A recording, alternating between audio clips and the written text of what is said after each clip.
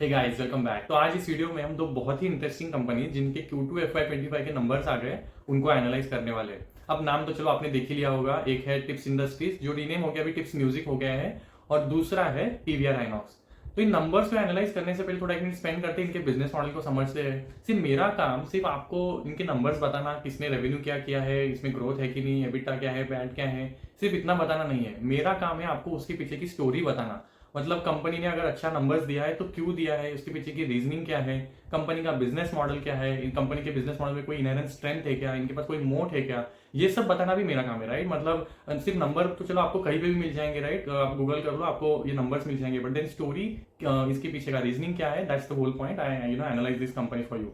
तो चलिए अब शुरुआत करते हैं। अब अगर देखने जाए तो टिप्स इंडस्ट्रीज जो टिप्स म्यूजिक है and PVR INOX, they are not like to like comparison. इनको अगर हम कंपेयर करें तो ये एप्पल टू एप्पल कंपैरिजन नहीं होगा, they are not rightly the peers of each other. But then इनका अगर हम बिजनेस मॉडल को डिस्ट्रीब्यूशन के लेंस के थ्रू देखें तो they are very similar businesses. अब ये कैसे? अब टिप्स इंडस्ट्रीज क्या करती है, म्यूजिक डिस्ट्रीब्यूट करती है अक्रॉस वेरियस डिजिटल प्लेटफॉर्म जैसे यूट्यूब हो गया, देन जो अदर म्यूजिक स्ट्रीमिंग एप्लीकेशन है वहां पे, तो ये म्यूजिक डिस्ट्रीब्यूशन का बिजनेस है। अब पीवीआर आइनॉक्स क्या करती है, ये भी डिस्ट्रीब्यूशन करती है, बट ये फिल्म्स और मूवीज का डिस्ट्रीब्यूशन करती है। और इनका जो चैनल है वो फिजिकल मल्टीप्लेक्सेस है, फिजिकल स्क्रीन है जहां पे लोग मूवीज जाके देखते हैं। राइट, तो ये बेसिकली डिफरेंस है, but they both are distribution business in the media and entertainment segment. तो ये हो गया इनका बिजनेस मॉडल। अब थोड़ा हम आगे बढ़ते हैं और फोकस करेंगे सिर्फ अभी टिप्स म्यूजिक पे, और इनका पूरा हिस्ट्री के साथ बिजनेस मॉडल को एनालाइज करेंगे। ठीक है, तो अब कंपनी की शुरुआत हुई थी 1988 में। तोरानी ब्रदर्स कुमार एंड रमेश ने इसकी शुरुआत की थी, और ये फैमिली ओन बिजनेस है। अब इनकी जो नेक्स्ट जनरेशन है, इनके जो बच्चे अभी कंपनी में डिफरेंट मैनेजमेंट पोजीशन पे है, तो it's a family own business. अब इस कंपनी ने कुछ मतलब इनका जब टिप्स का जो प्रोडक्शन हाउस है, इन्होंने अराउंड 50 से ज्यादा फिल्म्स बनाई है। तो इसमें लगने वाली म्यूजिक और जो सॉन्ग्स होते हैं ये भी खुद ही बनाते हैं। और ये म्यूजिक का जो डिस्ट्रीब्यूशन का राइट्स होता है, मतलब सैटेलाइट डिस्ट्रीब्यूशन हो गया, देन थिएट्रिकल डिस्ट्रीब्यूशन हो गया, डिजिटल प्लेटफॉर्म पे डिस्ट्रीब्यूशन करना, इनका जो सारा राइट्स होता है ये अपने पास रखते हैं। राइट, तो इसके अलावा इन्होंने अपनी फिल्म्स के अलावा जो अलग अलग जो फिल्म्स हैं उनकी सॉन्ग्स का, या फिर जो म्यूजिक एल्बम्स बनते हैं उनकी सॉन्ग्स का भी म्यूजिक का जो डिस्ट्रीब्यूशन का राइट है अपने पास लिया है, एक्वायर किया है। और इनके पास अभी 31,000 सॉन्ग्स का एक पूरा कैटलॉग बन गया है। तो ये पूरा जो 31,000 सॉन्ग्स का डिस्ट्रीब्यूशन का राइट है अभी इनके पास है। अब ये करते क्या है, इसको लोगों तक पहुंचाते हैं थ्रू वेरियस डिजिटल प्लेटफॉर्म्स, जैसे कि फॉर एग्जांपल इनका यूट्यूब चैनल है Tips Music, you can go and check Tips official. And this is not just in Hindi, तो अगर आप देखने जाएंगे तो काफी लोकल लैंग्वेजेस में भी ये म्यूजिक को डिस्ट्रीब्यूट करते हैं, अराउंड 25 लैंग्वेजेस। तो across all this YouTube channel that they have subscriber base of I think 108 million, मतलब अराउंड 11 करोड़ के आसपास इनका सब्सक्राइबर बेस है, तो which is very huge. Right, तो इसके थ्रू इनको रेवेन्यू जनरेट होता है because now they are partners with YouTube. तो ये एक इनका रेवेन्यू स्ट्रीम है। अगर हम इनको अदर रेवेन्यू सेगमेंट्स की बात करें तो एक तो डिजिटल है जिसमें यूट्यूब आता है, और इसके अलावा जो अदर म्यूजिक स्ट्रीमिंग एप्लीकेशन है जैसे जियो सावन हो गया, iTunes हो गया, अमेजॉन प्राइम म्यूजिक हो गया, इसके प्लेटफॉर्म्स में भी अपने म्यूजिक को डिस्ट्रीब्यूट करके लोगों तक पहुंचाते हैं, और यहाँ से इनको लाइसेंस फी आता है। तो ये हो गया डिजिटल प्लेटफॉर्म वाला जहां से रेवेन्यू आता है, और यहाँ से अराउंड 80% रेवेन्यू आता है। YouTube alone contributes around 45 to 50% revenue in their entire revenue bucket. Right, तो इट्स वेरी ह्यूज। इसके अलावा जो 20% रेवेन्यू आता है वो आता है टीवी, या फिर जो स्मॉल स्क्रीन होता है, या फिर आपके जो पब्लिक शोज होते हैं, यहाँ पे अपने शोज को कंडक्ट करके, या फिर टीवी चैनल पे अपने सॉन्ग एल्बम को या फिर म्यूजिक को लोगों तक पहुंचा के भी इनको रेवेन्यू आता है, बट दैट कॉन्ट्रीब्यूट्स अराउंड 20%। तो पूरा म्यूजिक और ये जो अपने खुद के फिल्म्स वगैरह है, इसको डिस्ट्रीब्यूशन का इनके पास राइट्स है, इनका 100% रेवेन्यू यहीं से आता है। अब इनका अगर हम इनके बिजनेस मॉडल की स्ट्रेंथ की बात करें तो इनका एक्चुअली इनका स्ट्रेंथ है कि इनका बिजनेस मॉडल जो है वो एसेट लाइट है। मतलब इनको ये डिजिटल प्लेटफॉर्म में डिस्ट्रीब्यूट करने के लिए कोई फैसिलिटी नहीं बनानी है, कुछ मैन्युफैक्चरिंग करना नहीं है, प्रोडक्शन करना नहीं है। इनको क्या करना है, इनको म्यूजिक एक तो खुद बनाना है, या फिर जो बना रहे उसका म्यूजिक का डिस्ट्रीब्यूशन का राइट एक्वायर करना है। तो इनका बिजनेस मॉडल भी थोड़ा डिटेल में समझते हैं। अब क्या होता है, there are song writers, there are singers, ये सॉन्ग्स बनाते हैं, देन ये प्रोड्यूसर के पास जाते हैं, प्रोड्यूसर फिल्म्स बनाता है इनके, या फिर कुछ म्यूजिक एल्बम्स बनाता है, यानी इनके सॉन्ग्स को यूज करता है। बट देन अब ये सब लोगों तक पहुंचाएगा कौन? राइट, मतलब आप अगर कोई छोटा सा आप अगर आर्टिस्ट हो, आप कोई म्यूजिक बना रहे हो, तो आप कहाँ तक आपके म्यूजिक को या फिर आपके सॉन्ग को कहाँ तक पहुंचा सकते हो? आपका डिस्ट्रीब्यूशन रीच काफी लिमिटेड होगा। बट देन क्योंकि टिप्स म्यूजिक का काफी वास्ट और स्कैटर्ड डिस्ट्रीब्यूशन प्लेटफॉर्म्स है, तो इनके साथ टाई अप करके दोनों के लिए विन विन सिचुएशन होता है। मतलब जो आर्टिस्ट है जिसने म्यूजिक कॉम्पोजिशन किया है, जिसने सिंगिंग किया है, उसको भी लोगों तक पहुंचने के लिए प्लेटफॉर्म मिल जाता है। And then Tips also gets an opportunity to earn revenue to distribution, right. तो इन दोनों के लिए डिस्ट्रीब्यूशन मतलब ये जो बिजनेस मॉडल है ये एक विन विन सिचुएशन है। तो फिर ये प्रोड्यूसर्स अब इन म्यूजिक लेबल जैसे टिप्स इंडस्ट्रीज हो गया, इनके साथ टाइप करेंगे, डिजिटल राइट्स को सेल करेंगे, एंड देन फिर ये अभी आगे चल के प्लेटफॉर्म्स में जाके इसको लोगों तक पहुंचाएंगे, राइट। तो ये इनका प्योरली जो रेवेन्यू मॉडल है। अब इनके लिए जो खास बात है, मतलब टिप्स इंडस्ट्रीज की अगर मैं बात करूं तो इनका फुल फॉर्म ही है टू इंट्रोड्यूस प्रॉमिसिंग सिंगर्स। मतलब Tips actually stand for to introduce promising singers. तो एक्चुअली अपॉर्चुनिटी भी बनाते हैं जो इमर्जिंग सिंगर्स होते हैं, इनके लिए एक वर्ल्ड पे प्लेटफॉर्म क्रिएट हो जाता है to showcase the talent as well. So it's actually good thing, right. तो ये अभी इनकी बिजनेस मॉडल में अगर मैं हम लोग बात कर रहे थे, इनका एसेट लाइट मॉडल है, इनके पास कोई डेट नहीं है, इनको जो कॉस्ट रहता है वो इसेंशियली कंटेंट कॉस्ट रहता है। और इनकी खास बात ये है कि जिस क्वार्टर में कोई कंटेंट को ये एक्वायर करते हैं या फिर कोई कंटेंट को प्रोड्यूस करते हैं, कुछ म्यूजिक बनाते हैं, उसको ये मतलब उस कॉस्ट को 100% उसी क्वार्टर में ये लोग एक्सपेंस आउट कर देते हैं। तो मतलब there is no further cost to whatever content they have already built in the past. तो ये एक्चुअली काफी अच्छी बात है, because there are no future liabilities they hold against whatever content they have created. तो ये debt free company है, strong cash flow generation है। अब इनके लिए अगर हिस्ट्री में थोड़ा बात करें तो इनके 2 बिजनेसेस थे। ये जैसे मैंने बोला कि इन्होंने 50 से ज्यादा फिल्में भी बनाई हैं, तो इनमें म्यूजिक डिस्ट्रीब्यूशन का बिजनेस था और फिल्म का भी था। तो इन्होंने 2021 में अपने बिजनेस को डीमर्जर का प्रोसेस स्टार्ट किया। मतलब इनका जो फिल्म्स का बिजनेस है इन्होंने उसको सेपरेट आउट करना शुरू किया। जो कैलेंडर 2022 है, इन्होंने अपने इस फिल्म वाले बिजनेस को सेपरेटली लिस्टेड कर दिया। तो if you now search tips films करके एक अलग कंपनी है, एंड देन टिप्स म्यूजिक जिसकी हम आज बात कर रहे हैं, that's a separate entity all together. अब इनका फोकस क्या है? अब कंपनी ने जो रिसेंटली कुछ चीजें की थी, हमें उससे आइडिया मिलता है। नाउ जो इनके प्रमोटर्स है उन्होंने QIP लॉन्च करके कुछ स्टेक सेल किया था बीच में, अराउंड आई थिंक 10% का 11% का to be specific in last 1 to 1.5 years। और इसमें से इन्होंने प्रमोटर्स ने थोड़ा सा पैसा बेच के अपना स्टेक बेच के पैसा खड़ा किया था। अब ये पैसे का ये क्या करने वाले हैं? तो they are going to deploy that money and produce films. तो अराउंड नेक्स्ट 2 साल में इनका 8 से 12 फिल्में बनाने का टारगेट है। Now how that is beneficial for tips music, जो इनका म्यूजिक कंपनी है। अब इन फिल्म्स में लगने वाला जो भी म्यूजिक है, सॉन्ग्स है, इसका जो डिस्ट्रीब्यूशन का राइट्स होगा वो नेचुरली आएगा टिप्स म्यूजिक के पास, राइट। तो ये अगला जो फ्यूचर में कंटेंट का क्रिएशन का इनके लिए एक हमेशा से काम रहता है। तो that is going to get taken care because of this film project that they are going to undertake. And यहाँ से जो भी म्यूजिक आएगा उसका पूरा का पूरा डिस्ट्रीब्यूशन का जो भी राइट्स रहेगा वो आएगा टिप्स म्यूजिक के पास। तो ये एक बात हो गई। अब इनका अगर हम इनका ट्रैक रिकॉर्ड देखें तो इन्होंने 2021 तक अगर हम देखें तो इनका कुछ खास परफॉर्मेंस नहीं था नंबर्स वाइज। बट जब से इन्होंने कोविड के बाद से अपने बिजनेस पे फोकस करना चालू किया, म्यूजिक बिजनेस को सेपरेट आउट किया, फिल्म बिजनेस को सेपरेट आउट किया, जो is not very profit making, तो इन्होंने अपने बिजनेस को फोकस करते हुए टिप्स म्यूजिक जो है इसमें अच्छा सा टर्न अराउंड हुआ है। If you look eight there numbers in last 4 years इन्होंने अच्छे ग्रोथ के साथ रेवेन्यू बनाया है। And that has purely happened because इनका जो डिस्ट्रीब्यूशन जो यूट्यूब के थ्रू होता था वहां पे काफी सिग्निफिकेंट ट्रैक्शन मिला है। Their YouTube user base has grown significantly, यहाँ से व्यूज काफी अच्छे से जनरेट हुए हैं, and that has contributed largely to their revenue. तो ये इनके लिए अच्छा हुआ है इन लास्ट 4 to 5 years। और आगे चल के भी इन्होंने अपने डिस्ट्रीब्यूशन बिजनेस को ग्रो करने के लिए कुछ पार्टनरशिप्स किए, जिसपे हम आने वाले हैं, जो इनका टाई अप हुआ है वार्नर म्यूजिक के साथ। तो पहले बात कर लेते हैं इनका रेवेन्यू कैसा आया था। तो इनका अगर Q2 FY25 के नंबर्स की बात करें तो अराउंड 81 करोड़ का इन्होंने रेवेन्यू दिखाया था, अराउंड 32% की इसकी ग्रोथ थी। एबिटा आया था अराउंड 60 करोड़ जिसमें 19% की ग्रोथ थी, एंड पैट आया था 48 करोड़ जिसमें 21% की ग्रोथ थी। Now these were quite healthy numbers given इनका जो इस क्वार्टर में जो बिजनेस अपडेट्स आए थे। तो इन्होंने क्या किया था, इस क्वार्टर में कुछ नया कंटेंट बनाया था। Now if you look eight there margins, quite outstanding margins, मतलब in this quarter they had around 74% का EBITDA margin, around 60% का PAT margin, which are absolutely great, right। मतलब क्योंकि कॉस्ट ही कुछ नहीं, राइट। मतलब apart from content cost they don't have any major जो cost होता है जो इनको इनकर करना पड़ता है। अब ये 10,000 करोड़ की कंपनी है, ऑलमोस्ट 10,000 करोड़, और इनका जो एम्प्लॉय स्ट्रेंथ है that is not even 100, around 95 employees के साथ ये पूरा कंपनी चला रहे हैं। तो which is again a fabulous thing, right. मतलब 10,000 करोड़ की कंपनी आप चला रहे विद नॉट इवन 100 एम्प्लॉयज।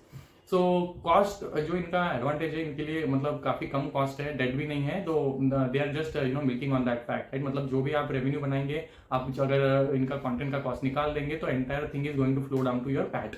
तो इन्होंने अभी इस क्वार्टर में क्या किया था, कुछ नए सॉन्ग्स बनाए थे, तो इनको अराउंड 14 करोड़ का कंटेंट कॉस्ट बेयर करना पड़ा था। अब ये क्या होता है, ये कोई इसमें कोई स्टेकलिसिटी नहीं है या फिर कुछ पर्टिकुलर पैटर्न नहीं है कि किस क्वार्टर में कितना इनको कंटेंट कॉस्ट आएगा, राइट। मतलब जब म्यूजिक आएगा, some quarters might have higher content cost, some quarters might not have any content cost, right. तो इस क्वार्टर में अगर हम कंपेयर करने जाए तो ऐसा लगता है कि अरे 800 बेसिस पॉइंट से इनके मार्जिन कम हो गए थे, एबिटा के अराउंड 500 बेसिस पॉइंट से पैट मार्जिन कम हो गए थे, but that was purely because they created 14 crore जो कॉस्ट इन्होंने इनकर किया था for the content creation, and that has had an bit of an impact on the margins, but then they still are very healthy margins. अगर हम पूरे H1 की बात करें जो Q1 एंड Q2 है, तो they have grown around 35 to 36% everything, revenue as well as PAT जो है अराउंड 35 to 36% से ग्रोथ हुआ है, एंड इनके EBITDA margin around 75 to 80% and PAT margin around 60-65% रहे हैं। It is been almost flat, the margin what I am talking about, flat compare to H1 of last year. तो इनके numbers काफी outstanding है and they are very consistent, is what the better part is. अब अगर हम इनके songs की बात करें तो इस क्वार्टर में इन्होंने अराउंड 125 नए सॉन्ग्स अपने कैटलॉग में ऐड किए हैं, जो अराउंड 31,000 का इनका ऑलरेडी बड़ा सा कैटलॉग है, उसमें 125 न्यू सॉन्ग्स ऐड हुए हैं इस क्वार्टर में। आई थिंक प्रीवियस क्वार्टर में दे एडेड अराउंड 97, तो पूरे H1 में अराउंड 222 नए सॉन्ग्स इन्होंने ऐड किए हैं। अगर हम इसका थोड़ा हिस्ट्री देखें तो इन्होंने जो पिछले 2-3 साल है उसमें अराउंड पहले तो 900 अराउंड 886 सॉन्ग्स ऐड किए थे, last year around 580 around songs add किए थे। तो मैनेजमेंट से जब पूछा गया कि how many songs you are targeting this year, तो they have said 350 new songs will approximately get added by the end of this year. तो इन्होंने ऑलरेडी 222 सॉन्ग्स तो चलो ऐड कर लिए by the end of half, जो performance Q1 Q2 में आया है, 222 songs they have added. Now if you look at the trend, it seems like ये एग्रेसिवली सॉन्ग्स को ऐड नहीं कर रहे, राइट। मतलब 900 से अभी 600 एंड देन अभी 350 की बात कर रहे हैं। तो now that has now it's a मतलब डुअल साइडेड एज वाला जो स्वॉर्ड होता है वैसा है। मतलब आपके सॉन्ग्स तो कम हो गए तो आपकी जो लाइब्रेरी है उसमें नए सॉन्ग ज्यादा ऐड नहीं होंगे, but then it also saves on the cost, right. Because अगर आप नया कम म्यूजिक बनाएंगे तो it is going to have a lesser cost for you. अब इसके पीछे का रीजनिंग जब मैनेजमेंट से पूछा गया कि why you are not adding aggressively more songs, तो मैनेजमेंट का काफी प्रूडेंट सा आंसर था। मैनेजमेंट इज सेइंग कि we are not going for the numbers, we don't want higher number in terms of more songs, but we want quality songs.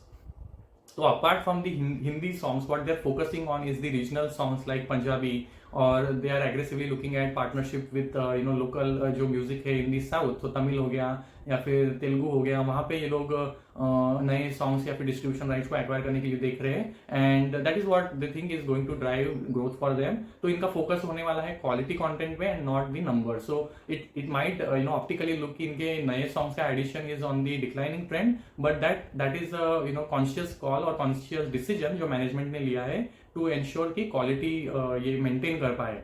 Now again going back to that logic, जब ये बोल रहे हैं कि हम through tips films हम 8 से 10 films बनाएंगे इन नेक्स्ट 2 years, तो इसके पीछे का और एक रीजनिंग यही है कि because they want to control the quality of the music, quality of the songs that they produce. Now इन फिल्म में लगने वाले जो सॉन्ग्स है ऑब्वियसली बात है ये खुद बनाएंगे, म्यूजिक राइट्स अपने पास रखेंगे, तो that again gives them ability to control the quality and the जो इनका सॉन्ग्स का जो भी क्वालिटी रहेगा, परफॉर्मेंस रहेगा, ये खुद अब कंट्रोल करके दे कैन ऑप्टिमाइज दैट। तो ये इनके लिए अच्छी बात है कि they are going to have the control over that. तो अब थोड़ा आगे बढ़ते हैं। अब इनके लिए जो पार्टनरशिप हुई थी जो काफी सिग्निफिकेंट थी, तो अब इनका एक्चुअली टाई अप है विथ वार्नर म्यूजिक, जो एक अगेन म्यूजिक डिस्ट्रीब्यूशन का काम करती है इन द इंटरनेशनल मार्केट। तो अब इनका वार्नर म्यूजिक के साथ ऑलरेडी पार्टनरशिप था टिल लास्ट 3 years, और ये खत्म हो गया था in the 2024 March, but now they have extend that partnership for almost next 4 years।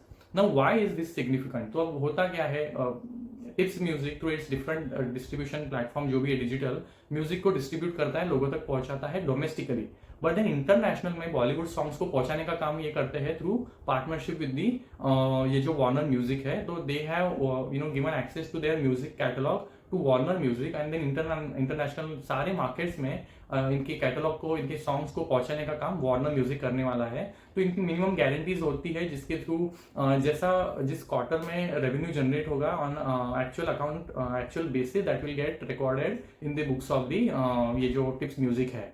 तो अभी होता क्या है, they were trying to have partnership with Meta as well, but that didn't go through. Now with Warner Music, they are now going to have that opportunity to again distribute on the platforms of Meta, जैसे Facebook हो गया, Instagram हो गया, तो यहाँ पे अपने music को ये डिस्ट्रीब्यूट कर पाएंगे। वार्नर म्यूजिक जो है that is going to work for that. तो दिस पार्टनरशिप जब मैनेजमेंट से बात करा गया, तो कंपेयर टू जब लास्ट टाइम पार्टनरशिप हुआ था, management is saying this partnership is 10 times more bigger than what they had last time. And last time इन्होंने सिर्फ जो अपना पूरा म्यूजिक कैटलॉग है उसमें से अराउंड सिर्फ 12,000 सॉन्ग्स को डिस्ट्रीब्यूशन का परमिशन मतलब या फिर एग्रीमेंट बना था। बट इस बार एंटायर म्यूजिक कैटलॉग जो इन्होंने खोल दिया है to Warner Music, and they have bigger partnership which is more meaningful. So it is going to have a significant impact on the revenue going forward is what management is saying.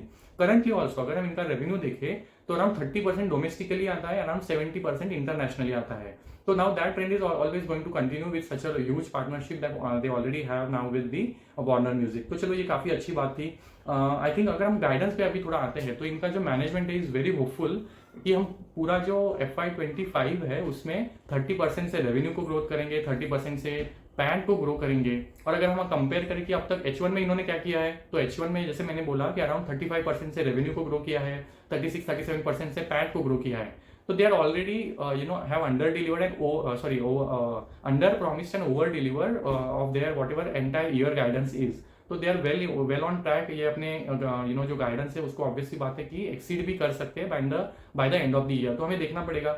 अब इनसे जब पूछा गया कि how much cost do you think you are going to incur for the entire year, मतलब जो भी content cost होता है, तो इनका गाइडेंस है कि around 25 to 30% of entire revenue will go on acquiring new cost. तो मतलब आइदर ये खुद बनाएंगे उस कंटेंट को या फिर एक्वायर करेंगे, जो भी डिस्ट्रीब्यूशन राइट्स होता है उसको एक्वायर करके उसका कॉस्ट होगा अराउंड 25 to 30%। तो यही उनकी बात है। एंड देन आई थिंक मैंने तो बोल भी दिया कि जो 8 to 10 फिल्म्स हैं वहाँ से जो म्यूजिक आने वाला है, देन उसका सब डिस्ट्रीब्यूशन राइट्स मिलने वाला है। तो not just those films but जो पार्टनरशिप हुआ है with Warner music is all what is hinting at a good growth, and then obviously every quarter they are adding more songs to their library। and then होता क्या है, जो इनका historical जो पूरा म्यूजिक का बेस है, मतलब जो 1988 से जो इन्होंने अपना म्यूजिक लाइब्रेरी को ग्रो करना चालू किया है, it happens right, मतलब few songs come back and as a remixed version and they start performing। तो it's not कि जो अपने पास्ट में म्यूजिक बनाया है उसका एज, अगर हम उसके काफी इंपॉर्टेंट पॉइंट है, जो भी म्यूजिक होता है उसका शेल्फ लाइफ होता है मैक्सिमम। अगर हम कोई भी फॉर्मेट की बात करें तो यही होता है, अब जब कोई भी प्रीवियस सॉन्ग उसको रिमिक्स किया जाएगा, that starts playing on different platforms again, and जब भी even single time it is playing on any platform, in any home, any device, it is contributing to the revenue of tips music। So and that's a very important aspect। Music is the form that survives the longest। आप अगर compare करें different जो movies होती है या फिर short films होती है या फिर OTT पे जो सीरीज आती है, compare to all that music has the longest shelf life. इसमें रिपीटिशन भी ज्यादा होता है। तो दैट्स द मोड राइट, मतलब इतना बड़ा आपके पास कैटलॉग है which is never ending right, मतलब it is long lasting, it is going, you might have repetition composition when जो उस पे remixing होगा, तो that's going to create further opportunities। and तो यही है इनकी खास बात। एसेलाइट मॉडल है, कुछ हाई कॉस्ट नहीं है, कैपेक्स कुछ मेजर इनको करना नहीं है, जो भी पूरा पैसा जनरेट होता है। इन्होंने लास्ट ईयर अराउंड 600% डिविडेंड आया था, डिक्लेयर किया था। इन्होंने रिसेंटली बायबैक किया है। तो company is generously distributing money to its stakeholders as well, which is also positive, and they don't need further money। when management को पूछा गया था कि management is very comfortable, we have around 250 crores of cash in the books, and इसका पूरी तरह से मतलब यूटिलाइजेशन होगा to acquire quality content, and they don't need further cash for doing any capex। तो काफी अच्छा मॉडल है इनका, एंड जो इनकी नंबर्स है वो बहुत ही अच्छे कंसिस्टेंटली आप आ रहे हैं। तो that's what is all positive. तो यहीं तक रखते हैं। अब हम आगे बढ़ेंगे और बात करेंगे PVR INOX की। अब PVR does not need an introduction. ये लार्जेस्ट प्लेयर है। इनके अराउंड 111 सिटीज में 1747 मल्टीप्लेक्स में स्क्रीन्स है। तो it is the largest distribution जब बात आती है फिल्म्स की, मूवीज की। इनका मर्जर हुआ था आइनॉक्स के साथ एंड देन इन्होंने अपने जो पूरे स्क्रीन का जो बकेट है इसको थोड़ा कंसोलिडेट किया था, मतलब जो नहीं चल रहे उनको क्लोज डाउन किया था। देन जो नए प्रॉमिसिंग कुछ मॉल्स या फिर एवेन्यूज खुले उन्होंने वहाँ पे अपने स्क्रीन को खोला था। तो ये इनका चलता ही रहता है। इन्होंने around even in this quarter they added around net अगर देखा जाए तो अराउंड 29 न्यू स्क्रीन ऐड किए थे। तो they keep adding newer screens at promising places and then close down जहाँ पे परफॉर्मेंस इतना अच्छा नहीं आ रहा है। तो अब इनके हम थोड़ा सा अगर नंबर्स की बात करें तो numbers were not good, but then what has happened with the companies जब, और ये प्रॉब्लम्स एक्चुअली शुरू हुआ था through unit during period of Covid. Like Covid में we were not going out, theatres were closed, but then PVR had to bear the cost. जो भी इनके रेंटल्स थे, लाइक आपको रेवेन्यू तो जनरेट नहीं हो रहा है, बट देन जो भी प्रॉपर्टीज या फिर जहाँ पे भी आप अपने मल्टीप्लेक्सेस में स्क्रीन पे चला रहे हैं, those properties are not owned by PVR, right. तो वहाँ पे तो आपको रेंटल तो देना ही है।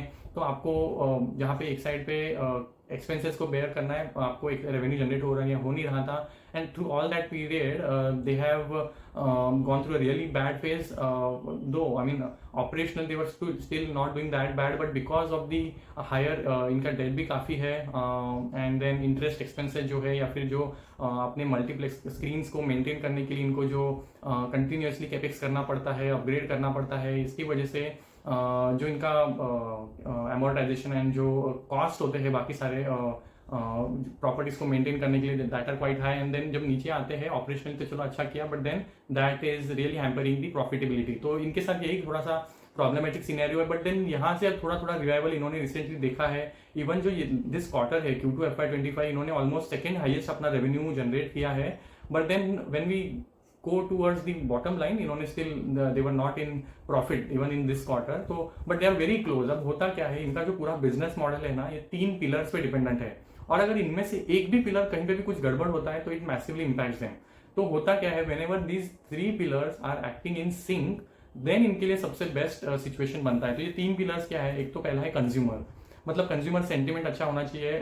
Consumer should have a willingness to go for watching that movie. Consumer should have a time, right. मतलब there are so many avenues we can spend our time, right. मतलब वर्ल्ड कप्स होते हैं, then IPLs होता है, then कभी Olympic होता है, then there are multiple channels like OTT पे है, देन वेब सीरीज आते रहते हैं। तो जो कंज्यूमर है उसका टाइम डिवाइड हो गया है, and that has also created lot of competition for the PVR to attract more consumers on its multiplex screens. तो कंज्यूमर इज वन एस्पेक्ट। अब सेकेंड है कि जो फिल्म फ्रैटर्निटी है वहाँ से कितना अच्छा कंटेंट बन रहा है। मतलब if you have observe last कुछ सालों में बहुत अच्छी कुछ ज़्यादा मूवीज़ भी आई नहीं है। Either those are remake of the old movies, या फिर साउथ की कुछ मूवीज ने डेफिनेटली अच्छा किया है, that has help them survive to say the least. But then इसके अलावा there has not been slew of really good performing movies that have come through, right. So इसका भी इम्पैक्ट होता है whenever there is lean period, जब अच्छी movies नहीं आती है तो दैट हैज एन इम्पैक्ट। तो एक हो गया कंज्यूमर, दूसरा हो गया फिल्म फ्रैटर्निटी, और तीसरा है रियल एस्टेट, जो इनके लिए एक्सपेंस होता है, राइट। मतलब अगर एक्सपेंस साइड पे कंटिन्यूसली अगर आपके रेंटल्स बढ़ते रहेंगे तो that also has a bearing on that. तो इन सिचुएशंस को ये अभी PVR टैकल कैसा कर रही है उस पर भी अभी थोड़ा फोकस करते हैं। तो एक मिनट चलो नंबर्स देख लेते हैं। तो 1664 करोड़ का इन्होंने रेवेन्यू किया था, जिसमें -18% था।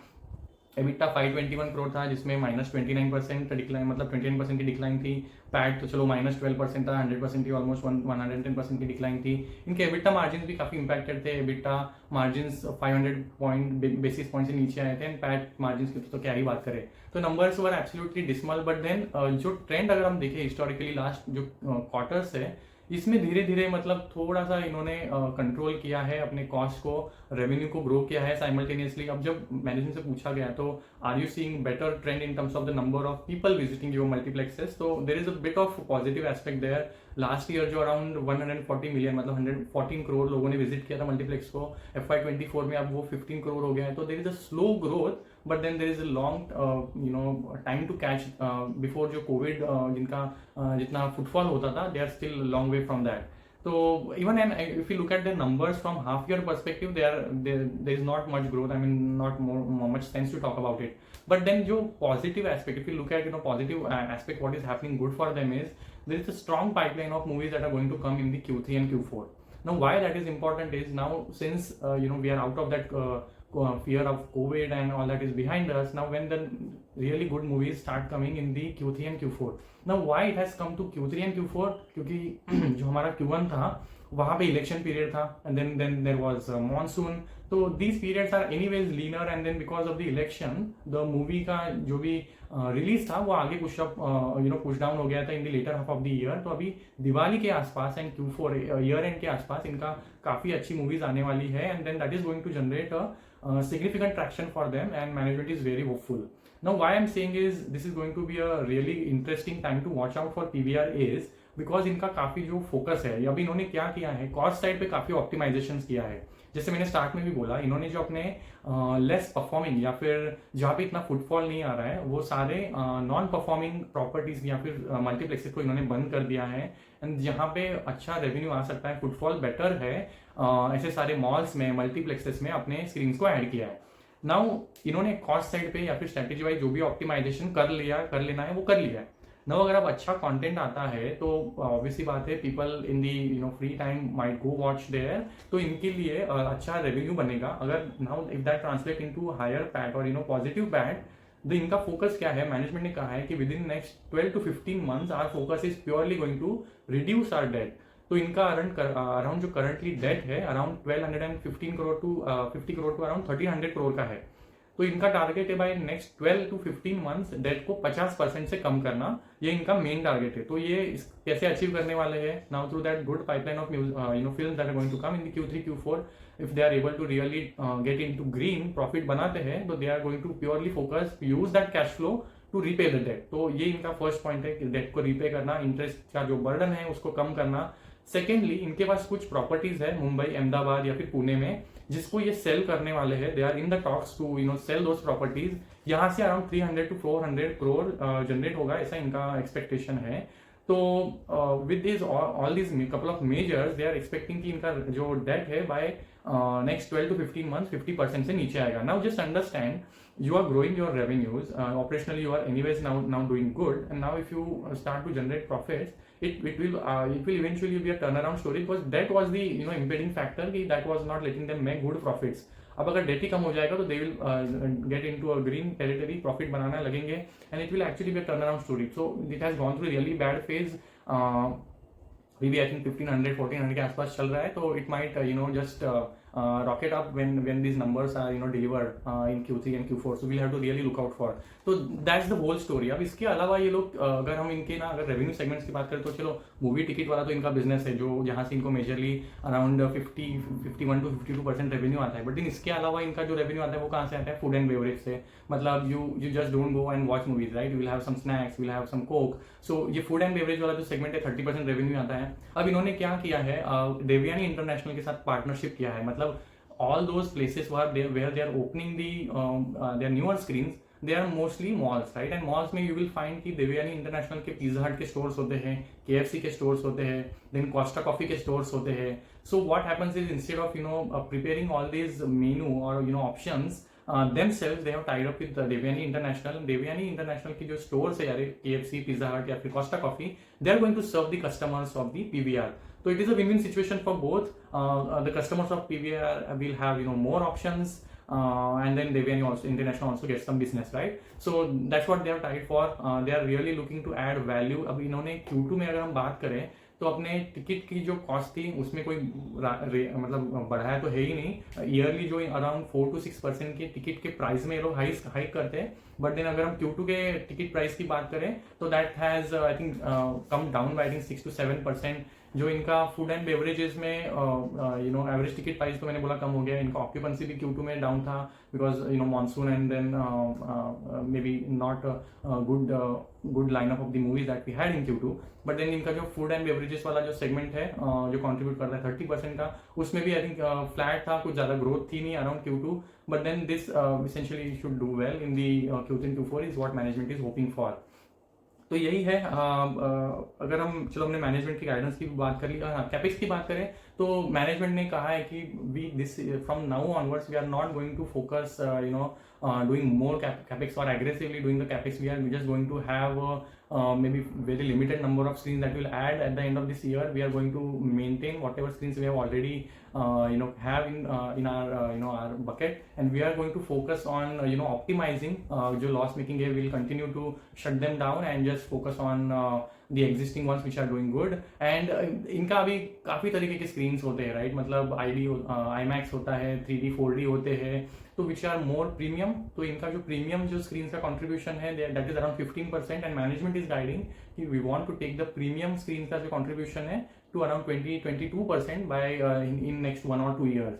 So that is also, I mean, all these steps what management are taking, like debt reduction है, cost optimization है, या फिर अभी जो इनके लिए new film का lineup है, everything is lining up well for the company. But then point comes कि it should all translate into good numbers for them. If they are really able to do that in the Q3 and Q4, it might really turn out to be a really good turnaround story. So that's what we have to watch out for.